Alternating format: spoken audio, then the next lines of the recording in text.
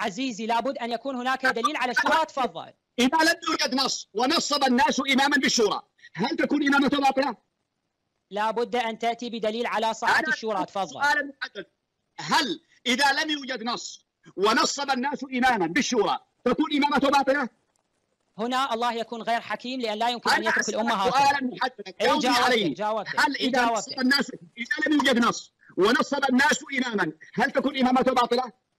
القرآن يكون قد كذب علينا. أنا أسألك سؤالا أنت، هل إذا لم يوجد نص ونصب الناس إماما هل تكون إمامته باطلة بتنصيبهم؟ لا تكون إمامته شرعية. لا تكون إمامته شرعية. لا أنا ما سألتك شرعية ولا باطلة، هل تكون باطلة؟ لا تكون شرعية، الشرع ما لا يؤيدها. تكون باطلة؟ لا تكون شرعية، احنا نريد دليل شرعي. أنا أسألك هل تكون باطلة؟ جاوبني. بس ماكو دليل شرعي عليها. أيوة بس ما فيش دليل شرعي. علي بن طالب يقول إنه بايعني القوم الذين بايعوا أبا بكر وعمر وعثمان على ما بايعوهم عليه، فلم يكن للشاهد أن يختار ولا للغائب أن يرد، وإنما الشورى للمهاجرين والأنصار. أنا أسألك سؤال، الشورى التي تحدث عليها علي بن أبي طالب شورى متعلقة بالخلافة ولا بشورى متعلقة بماذا؟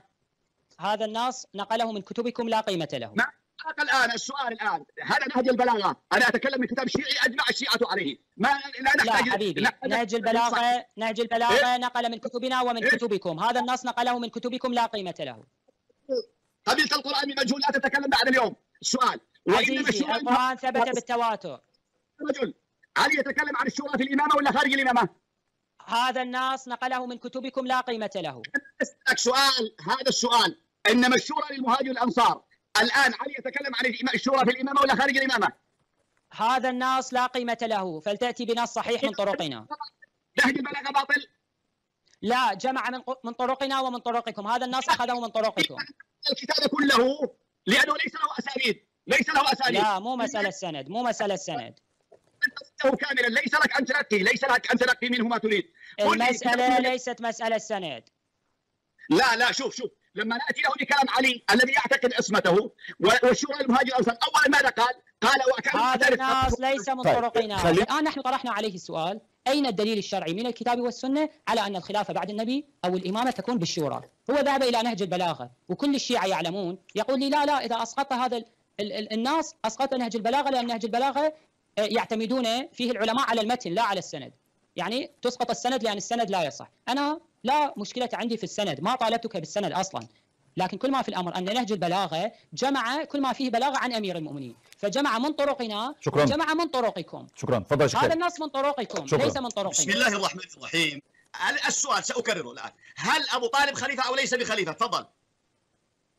عزيز جاوب على سؤالي، أين الدليل الشرعي على أن الإمامة بالشورى؟ يا أيها الرجل، لماذا حذروك وقالوا لك لا تجاوب على أسئلة الوصابي لأنه سيورطك؟ أجاوبك ما عندي مشكلة. أجاوبك. هل إمامة إبراهيم منفصلة عن نبوته ورسالته؟ والله هاي أسئلة بسيطة، أجاوبك بس أنت هم جاوبني على سؤالي. خلاص نسألك من نهج البلاغة أيضا.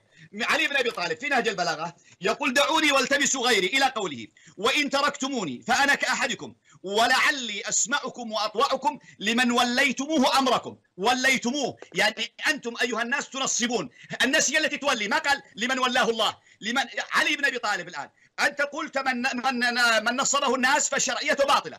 هل علي بن أبي طالب سيسمع ويطيع لمن شرعيته باطلة؟ لأنه يقول أنا لو نصبتم واحد ثاني ووليتموه أمركم، ما قال أمر الله، فجعل أن الإمامة هي حق الناس، هي من تنصيب الناس، هي شورى. قال لعلي أسمعكم وأطوعكم لمن وليتموه أمركم، قال أمركم أنتم علي بن أبي طالب في كتاب نهج البلاغة، وهذا نص ثاني. إلا إذا قلت أن نهج البلاغة هذا مسروق من كتب السنة وأنكم ليس لكم علاقة به، فهذا اعتراف صريح على أنكم ليس لكم علاقة إلا بالسرقة من كتب أهل السنة. أنا قلت لك أن هذا النص من نهج البلاغة نقله من كتبكم، هل لديك نص آخر؟ هذا نص ثاني غير الأول، شكرا يا رجل. شكرا. أنا سؤالي أين الدليل الشرعي على أن الإمامة بعد النبي تكون بالشورى؟ جاء بنص من نهج البلاغة إنما الشورى للمهاجرين والأنصار، وقلت له نهج البلاغة الشريف الرضي جمع من كتب الفريقين، كتاب جامع، كما أن الآن كتبكم المؤرخين يجمعون، يبقى الأمر للتحقيق العلمي. إنما الشورى للمهاجرين والأنصار جمعه من كتبكم، ارجعوا إلى كتاب وقع الصفين لابن مزاحم، نقل هذا النص من وقع الصفين،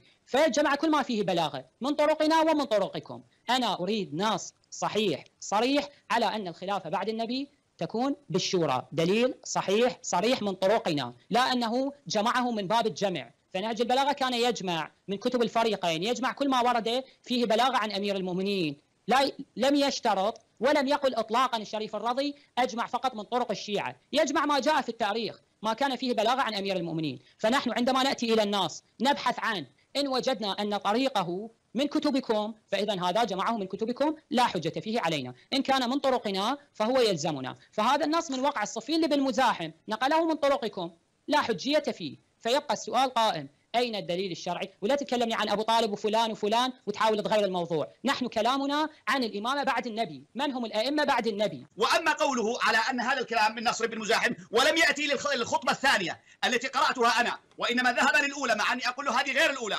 قال لي أسمع وأطوع لمن وليتموه أمركم، لم يقربه لا من قريب ولا من بعيد. وأما قوله من كتاب نصر بن مزاحم ولا يعرف أن نصر بن مزاحم هو شيعي وليس بسني، هذا شيء غريب لما نناظر شخص لا يعرف ما هي كتب السنة وما هي كتب الشيعة، إذا هذا شيء غريب جدا. يعني لما يقول أن هذا نقله من كتاب نصر بن مزاحم مع أن نصر بن مزاحم هو شيعي وليس بسني، وهذا شيء غريب من الغرابة بمكان. على العموم يقول أنه لا يعلم ابن مزاحم شيعي، ابن مزاحم فيه خلاف، البعض نعم ذكر أنه شيعي والبعض قال فيه خلاف، والآن بغض النظر شيعي ولا مو شيعي، أنا لا ذا بلا تشيعي لم يكن شيعيا، لكن المسألة فيها خلاف وفيها أقوال أنه شيعي، لكن هذا النص الذي جئت به أصلا لا يخدمك بشيء ولا ينفعك بشيء، لأن علي بن أبي طالب ما كان يعتقد هو بالشورى، كان من باب إلزام الطرف الآخر. وقلت لك أنا الآن عندما ألزمك بالبخاري ليس بالضرورة أنا أعتقد بكل النصوص في البخاري، ولكن من باب إقامة الحجة، فعلي بن أبي طالب كان يقيم الحجة على أهل الشام لأنهم جحدوا الناس، فيلزمهم بما ألزموا به أنفسهم. ولهذا حتى هذا النص الذي نقله صاحب النهج من وقع الصفين في وقع الصفين أما بعد فإن بيعتي بالمدينة لزمتك وأنت بالشام، لأنه بايعني القوم الذين بايعوا أبا بكر وعمر وعثمان على ما بايعوهم عليه، فلم يكن للشاهد أن يختار ولا للغائب أن يرد. وإن هذا يعني علي بن أبي طالب يلزم معاوية، يقول له أن البيعة التي تمت لي تمت عن طريق المهاجرين والأنصار، ومعاوية بايع أبو بكر وعمر وعثمان على هذا المبدأ، على مبدأ الشورى، قد رفض الناس، فعلي بن أبي طالب يلزمه بما هو يلتزم أن الخلافة بالشورى، فيقول له أن بيعتي لزمتك وأنت بالشام لأنه بايعني القوم الذين بايعوا أبا بكر وعمر وعثمان، فلماذا يا معاوية أنت قبلت بيعة أبو بكر وعمر وعثمان ورفضت بيعتي، والبيعة تمت كما تمت لهم، تمت لي عن طريق المهاجرين والأنصار، وأنت تعتقد يا معاوية أن البيعة التي تكون عن طريق المهاجرين والأنصار لله فيها رضا، فلماذا رفضت بيعتي؟ شكرا. معاوية يعتقد بمبدأ الشورى. شيخ خالد تفضل. الآن تراجع والحمد لله عرف أن نصر بن مزاحم شيعي، الحمد لله عرف، يعني مشكلة في تطور الحمد لله في تحسن. الآن علي بن أبي طالب لما ألزم معاوية ألزمه بحق ولا باطل؟ تفضل. ألزمه بالذي هو يلتزم به. أنا أسألك ألزمه بحق ولا بباطل؟ ألزمه بالباطل الذي يلتزم به حتى يقيم الحجة. أيوة جميل، إذا علي بن أبي طالب يلزم الناس بالباطل وقال معصوم ويعتقد بعصمته وهو يلزم الناس بالباطل. إفحام الخصم بالباطل الذي يعتقدون به. نعم. لحظة علي بن أبي طالب لما ألزم معاوية أخبر أن من اجتمع عليه المهاجر والأنصار ونصبوه إماما كان رضا لله، هل هذا الإخبار عن الله عز وجل يلزم الله ولا يلزم معاوية؟ لا، كما يعتقد معاوية أن فيها رضا. أيوة، علي بن أبي طالب الآن قال فإن اجتمعوا على رجل وسموه إماما كان ذلك لله رضا، هل علي بن أبي طالب الآن يخبر أنه سيرضى الله بذلك؟ لا، كما يعتقد معاوية أن فيها رضا فيلزمه. طيب أنا أسألك، لو أن معاوية الآن رد على علي وقال له المهاجر والأنصار الآن الذين بايعوك بايعوا أبا بكر الصديق، هل أنت ملتزم بما أجمعوا عليه؟ ماذا كان جواب علي؟ علي بن أبي طالب يعتقد بالناس.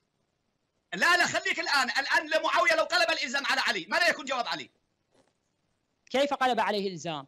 اشرح حتى لو قال له المهاجرون والأنصار اجتمعوا على أبي بكر، نفس الأشخاص الذين بايعوك بايعوا أبا بكر الصديق، هل أنت ملزم يا علي ببيعة أبي بكر الصديق؟ سيقول أن الخلافة بالناس، لكن أنا من باب إلزامه. لا، ما قال هذا الكلام الآن، إذا معناه أن حجة علي على معاوية باطلة. لا، لأن معاوية يعتقد بهذه الحجة فيلزمه بما يلتزم. معاوية لو ألزم علي بن أبي طالب وقال له يا علي أنت ما دام أنك تلزمني ببيعتك لأن المهاجر والأنصار بايعوك، إذا كان يجب عليك يا علي بن أبي طالب أن تلتزم ببيعة أبي بكر الصديق، لأن نفس الأشخاص الذين بايعوا علي بن أبي طالب هم بايعوا أبا بكر الصديق، فإذا كان هذا الكلام يلزم معاوية فهو يلزم علي، وإذا كان لا يلزم علي فلا يلزم معاوية. إذا سؤال أنت تعلم لماذا؟